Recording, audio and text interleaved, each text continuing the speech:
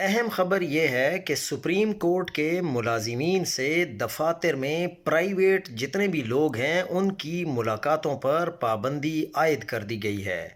Registrar supreme court کے حکم پر جاری آفس آرڈر کے مطابق دفتری اوقات میں ملازمین سے ملاقاتوں کے وجہ سے کام متاثر ہوتا ہے۔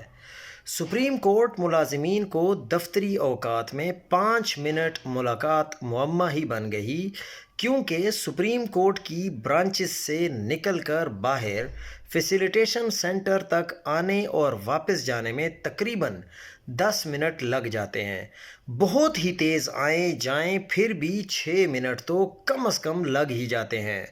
اب جس آفیسر کو 5 منٹ ملاقات کی اجازت ہوگی وہ 5 منٹ کب شروع ہوں گے؟